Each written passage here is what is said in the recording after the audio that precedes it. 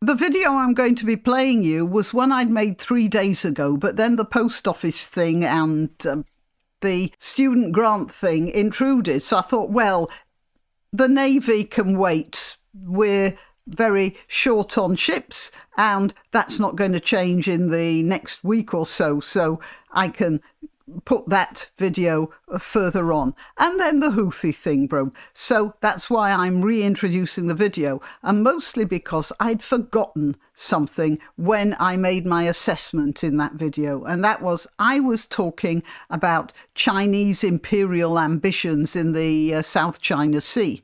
And I had completely forgotten that we need boats to protect our world trading interests as well. In fact, that's very, very, very important. And I'd forgotten all about that. So I'm adding this, having been brought very sharply into focus by what's going on with the Houthis right now.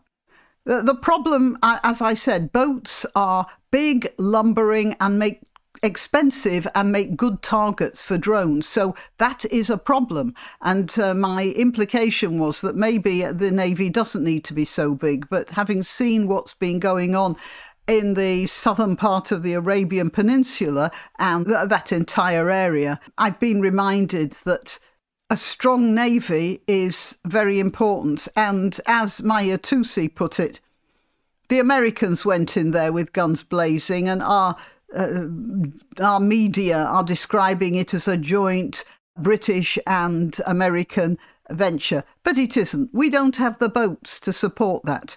And having seen what's been going on there now, I think probably we do need those boats. So anyway, I think it's about time we started thinking again about conscription and about not quite a war economy, but an economy more geared towards self-defence.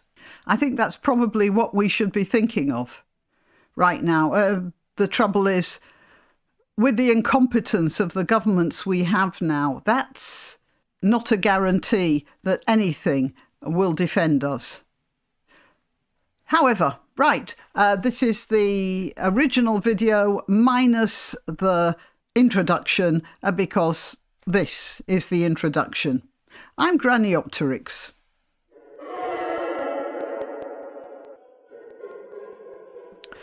Yeah, so I was brought up short by this. Navy has so few sailors, it has to decommission ships. New frigates unable to be manned unless 2 existing warships are taken out of service. The Royal Navy has so few sailors that it has to decommission 2 warships to staff its new class of frigates. HMS Westminster, which was recently refurbished at huge expense to the taxpayer, of course, and HMS Argyle will be decommissioned this year. So they've been refurbished and paid for, yeah, good old taxpayer, and now they're just going to be scrapped. Or maybe they'll be sold as floating hotels somewhere. Who knows? Or perhaps they'll be sold to the Chinese Navy, because the Chinese Navy is taking over the Pacific bit by bit. And when it gets to the coast of Australia, what are we going to do then? Anyway, back to this. I'm interrupting to remind you to click like and to subscribe and share. Also, I'm constantly being told that YouTube removes subscriptions, so please click the notification bell and check that you really are subscribed. All the links to my other channels are in the description, including links to donation sites. I'm always grateful, of course, for donations, but simply clicking like is the best thing you can do for this video and my channel generally. Thank you. Here we have the HMS Argyle and HMS Westminster being decommissioned. I wish something else in Westminster would be decommissioned, but I doubt we're going to get rid of our politicians as easily as they're getting rid of our money and our defence systems. However, it's not just Britain I discovered. Why the US Navy wants to retire 8 ships early, and that's basically a lot of political guff here, but it means we can't afford it, or rather the Americans can't afford it.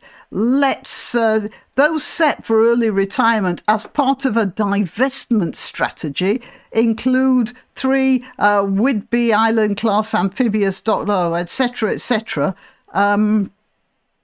Eric Raven, Under Secretary of the Navy, told Defence News in March 10th media roundtable the service, this is the political guff, did a ship-by-ship review to understand the material state of each of the ships. What he means is they can't afford to do them up and keep them in service. They can't afford to run their navy. And here we have a maritime force structure. The US Navy confronts a generational challenge. The Chinese Navy now eclipses it in number of ships, with a shipbuilding capacity that outpaces it 200 to 1.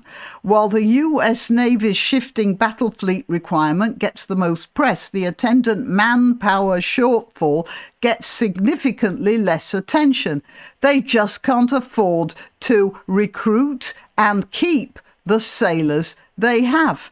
And we have this same problem here in Britain. The forces recruitment drive has hit rock bottom, it says here, amid global shortage of sailors. Made worse by the pandemic. No, it's not made worse by the pandemic. It's made worse by the fact that they can't recruit people because they're not putting the money into doing so. I am not sure that conscription wouldn't be a good idea in Britain. Look, there are arguments against ships. They're slow, they're lumbering, they make great targets for drones and various sorts of missiles. And do we even need a navy? Well, I suggest that the Chinese have decided they do. Bit by bit, they're putting more ships and artificial islands into the South China Sea, and pretty soon they're going to extend China's territorial influence hugely. And, well, do we want that? We've got to decide whether we can stand for that or not. Meanwhile, in Britain, they are having to use a company called Serco to do the deck cleaning. Now, Serco is not a military organisation. It's a commercial organisation providing support services for office staff and public services. Do we really want, and I believe it's an American company, I'm not entirely sure, it might not be. I know it's got lots of, it's got a base also in America, but do we need that sort of a company cleaning the decks of our ships? These people, the people that they employ might not be of the most reliable from the point of view of looking after stuff and even keeping state secrets. It's a private company after all. Anyway, for the first time, able seafarers not directly employed by the Royal Fleet Auxiliary could be working on vessels used by the Navy and Royal Marines as the Merchant Navy organisation struggles to recruit crews. And what's happening is this: neither Britain nor America is putting the money into the armed services because, and at least in Britain, we're putting our money into social programs. In America, it's probably social programs, maybe slightly differently angled, but also social programs, because they feel that's what they've got to do. In Britain, it's all sorts of social services and health care and pensions and all the rest of it. And people will get very angry if the government cuts that. Meanwhile, I suppose we'd get even angrier when the Chinese Navy turns up on our doorstep and starts ordering us around. That won't be for a couple of generations. So any here today, gone tomorrow government will make the calculations and decide, why not we'll give another social program, we'll fund more kindergartens. I'm not saying any of these aren't desirable.